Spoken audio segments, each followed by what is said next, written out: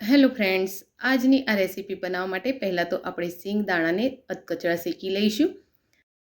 ત્યારબાદ એને મિક્સી જારમાં આપણે અધકચરા દળી લેવાના છે. તો બસ આ રીતે એને થોડા દરદરા રહે એ રીતે ક્રશ કરી લઈશું. હવે આને સાઈડ પર કરી લઈએ. અને મેં અહીં 2 નાના ટુકડા દૂધીના લીધા છે અને 1 ટુકડો ગાજરનો લીધો છે. તો હવે આ બધી જ વસ્તુ આપણે ખમણી લઈશું. ત્યારબાદ બાઉલમાં આપણે 1 કેપ્સિકમને ઝીણું સમારી લઈ લઈશું. હવે એમાં ખમણેલું ગાજર એડ કરીશું અને ખમણેલી દૂધી પણ એડ કરી લઈશું. ત્યારબાદ એમાં મરચાં અને આદુની પેસ્ટ એડ કરીશું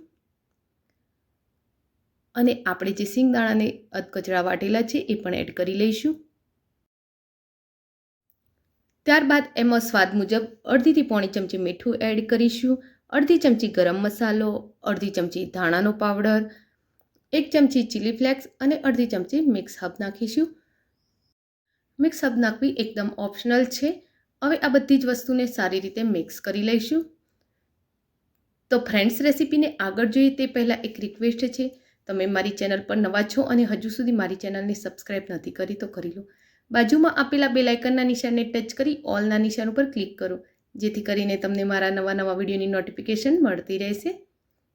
તો આ બધું જ સારી રીતે મિક્સ થઈ ગયું છે. તો હવે આપણે એમાં ચણાનો લોટ એડ કરીશું. તો ચણાનો લોટ એકસાથે એડ નહીં કરીએ, એમ જરૂર લાગે એમ થોડો એડ કરીશું.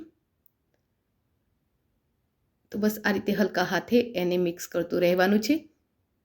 મેં આમાં કુકિંગ સોડા પણ નાખ્યા હતા, જે વિડીયો મારો થોડો સ્કીપ થઈ ગયો છે.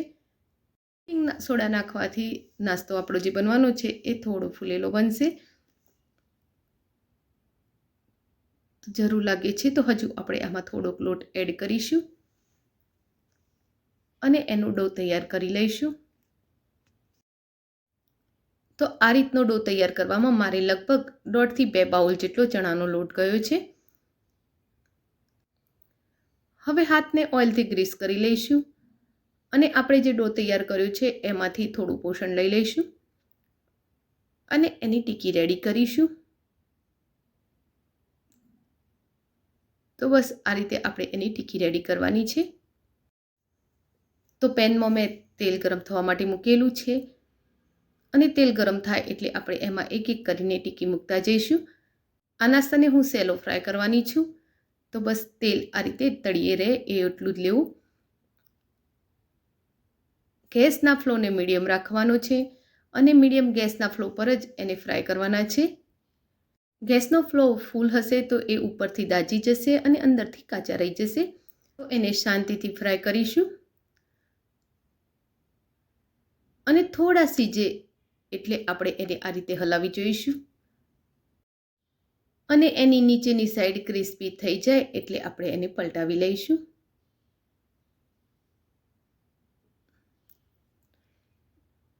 તો આ રીતે બધી જ ટીકી એકવાર આપણે પલટાવી લઈશું